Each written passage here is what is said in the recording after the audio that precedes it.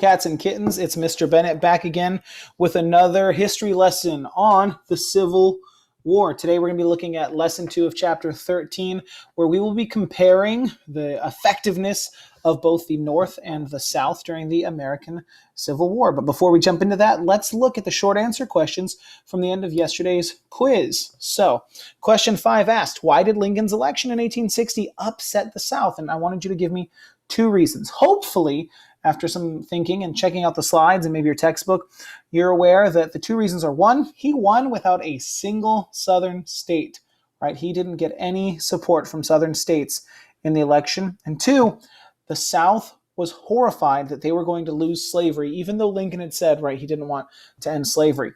Question 6, explain the creation of the Confederate States of America, and could this divide have been avoided?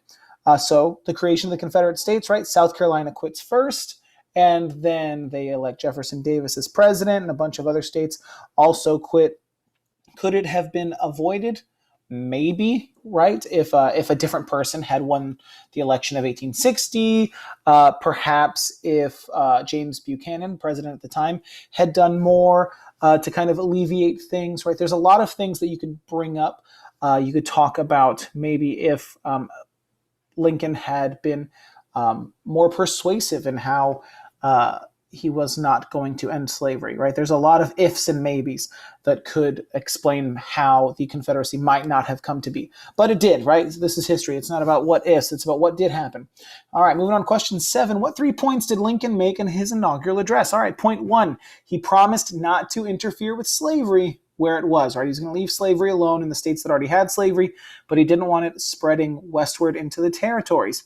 Point number 2, that the secession, right, that these states leaving and starting their own country was unfounded, illegal, and unconstitutional.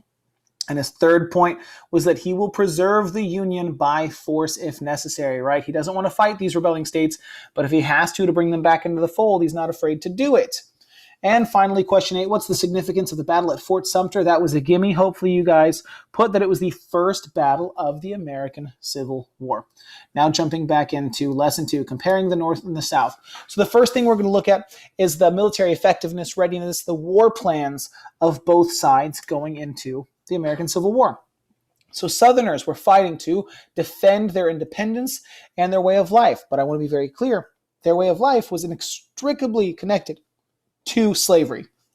You cannot separate Southern living from slavery, right? The entire Southern economy was built upon the backbone of slavery. The North was fighting for national unity at the beginning of the war. The war for the North, for the Union, was not about slavery at the beginning. It was about preserving the Union, about bringing the South back in and solving this problem of secession. It will become about slavery as the war continues. Right? Slavery only becomes the focus later, and we'll get to that point in another lesson. So the Northern strategy, right? What did they want to do in order to end this war as quickly as possible? Well, their primary plan was known as the Anaconda Plan, put in place or devised by Winfield Scott, one of the heroes of the Mexican-American War. Winfield Scott devises what is known as the Anaconda Plan, or if you're looking at the picture there on the bottom right, Scott's Great Snake. The plan was to strangle the South by blockading it with naval ships, not letting anything in or out, right? Cripple them economically, and then make their way up the Mississippi River, bisecting the South and keeping the western half of the Confederacy away from the eastern half, right? Essentially divide and conquer. That is the Anaconda Plan. The Southern strategy, a little bit more simple. They just wanted to defend their home, right? They're just defending their borders, defending their homeland. They believe they are already independent. They are fighting a defensive war, right? They have to wait for the North to come to them. But strangely, they do go on the offensive quite a bit. The biggest problem they face is that they have to defend this huge border, right? Not just land borders, but all of the sea as well. So the one major advantage they have on their side is that they have who is probably one of the greatest generals in American history, General Robert E. Lee. So this guy's fearless, he's respected, he's cunning, and he's unafraid of what I like to call throwing bodies at a problem. He's unafraid of using soldiers and having casualties if it means winning the battle and thus winning the war. Initially, he was offered the job of leading the Union Army, but he does turn it down because he's from Virginia and he does believe in the idea of a weaker central government. So now let's talk about Lincoln and how he led the country and some of the major things that he did during his presidency. So one of the best things about Lincoln, and one of the things that makes every president great, right? If we look at Lincoln, if we look at Washington, if we look at either of the Roosevelts, all of these are generally considered pretty phenomenal presidents, right? They get us through pretty tough times. He appointed the absolute best advisors he could find, even if they disagreed with him. That's a sign of a good president, right? Picking the best people for the job and having dissenting opinions, right? You don't want to just live in an echo chamber and have somebody tell you what you want to hear all the time, because what you want to hear might not be the best information. Now, Lincoln also instituted a draft or a conscription, meaning that you could be forced essentially into the military, right? They would draw your name essentially out of a bucket and they'd say, all right, Mr. Bennett, you've got to go fight in the war. And that really upset people. We had never done that. And this led to draft riots, particularly in New York City, by the time you get a couple years into the war. The reason that you had these draft riots is because rich people were able to essentially pay their way out of not going into war. You could either hire someone to go to war for you, or you could just give the government X number of dollars, and they would then use that money to essentially hire somebody else in your place. So historically, we've seen that happen a lot. You can get out of war in a number of ways if you have money, right? You can go to university, and that'll make you an exempt, or you can, at this point in time, pay for someone to literally serve in your place. Now, at this point, we also have a hard shift towards paper money, the greenback, like the green dollar that we use today. And by shifting over to this and moving kind of away from coins and banknotes and having a standardized paper currency, it stabilizes the economy, because you have to think about this. Technically, the South starts printing their own money, and that the money that they had in the South just vanishes from our economy, right? So that means that now all of a sudden money is way more scarce than it had been, which is going to make it more valuable, and it's going to cause problems. It's going to make the rich richer and the poor poorer. That's the TLDR of it, right? The too long didn't read. All right, and finally, Lincoln goes through a slew of generals, which we'll talk about in a couple of the later lessons. But he finds that generals aren't doing a great job, and eventually he goes through like 5 or 6, something like that, until he gets to one that is just as capable and just as ruthless as Robert E. Lee, and that general will be Ulysses S. Grant. Eventually he goes on to become president as well.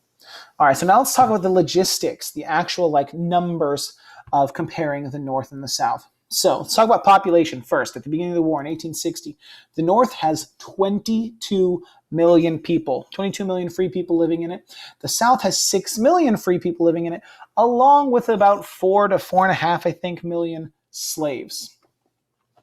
So the North has a huge numbers advantage, right? Almost double if you count the slaves. Double the free persons in the North, which means that they can field twice as many soldiers. When it comes to transportation, there was absolutely no doubt that the North had better infrastructure. They had more roads, they had more rivers, they had more canals and railroads, they had better ports. They were much more equipped to get goods and people to and from places than the South was. In terms of natural resources, right? The North had infinitely more factories. And they had food-based agriculture, particularly in the Midwest, right? They had control of the bread basket, so they didn't have to worry about where their food was going to come from. Much of the farmland in the South was dedicated to what? That's right, cash crops, particularly cotton, tobacco, indigo, rice to a lesser extent. And so the South focused, on cash crops. In terms of leadership, you would find that the North had more experienced politicians, but conversely, the South had much better military leaders, and that's because most of our really great military academies, our officer training academies at that point, are located in the South. In terms of naval forces, the North had an excellent navy. They had warships. They had plenty of shipyards, right? That tradition going back all the way to when we were just British colonies. And the South didn't have a whole lot. They ended up having to repurpose a lot of their merchant vessels into makeshift wartime ships. And so because of this deficit, they end up very quickly and very easily blockaded. Now, if we turn our attention to the right side of the slide here, we can see some of this data that does a much better job, in my opinion, of showing how vastly outnumbered the South was in terms of population, in terms of the wealth. If you look at the graphs on the top right, 75% of the nation's wealth, of their money, was tied up in the North. They also had 85% of the country's factories, 72% of the railroads. They were, again, much better equipped for this war. Now looking at the bottom right, we have more data, again showing you the population, the number of factories, the bank deposits, but hey, the South could produce a lot of cotton. And we won't talk about it a lot in this class, but that was the South's strategy. They were going to try and produce cotton and sell it to outside countries in exchange for money and support, but because of the blockade, they're unable to do that, right? They do sometimes skirt that blockade and sometimes send goods to Mexico and then go from Mexico out and trade it. But for the most part, their plan falls apart pretty quickly. So now let's go ahead and turn our attention to a couple of star practice questions.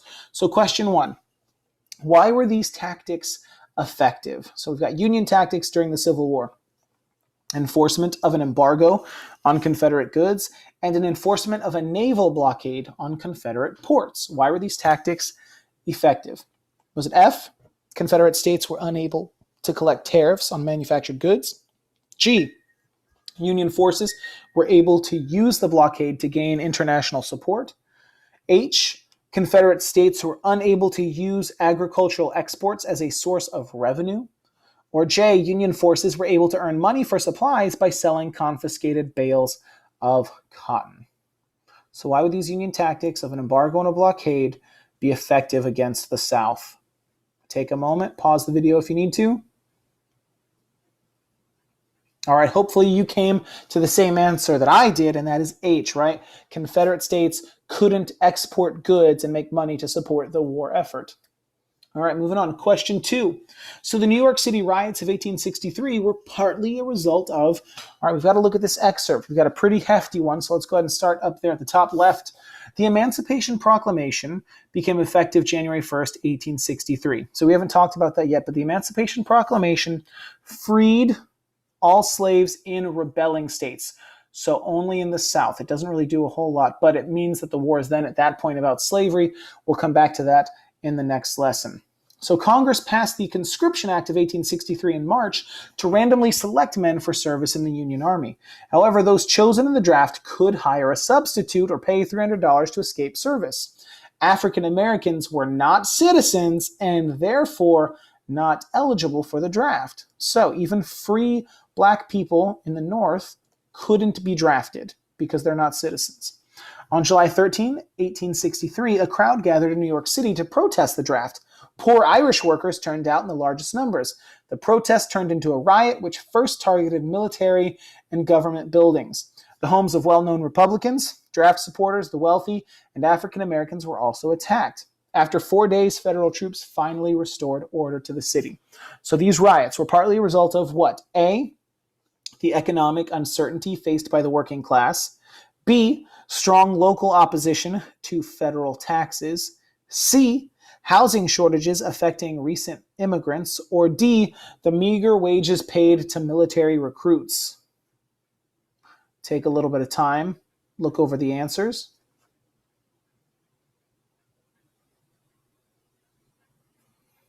I know that there's a pretty large excerpt you've got to rifle through, but we're looking for why were these drafts caused, right? Based on what we've read.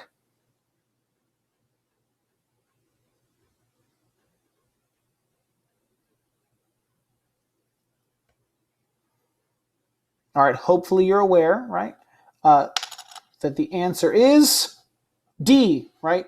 People were not being paid very well. A also looks like a pretty good answer, right? The economic uncertainty faced by the working class.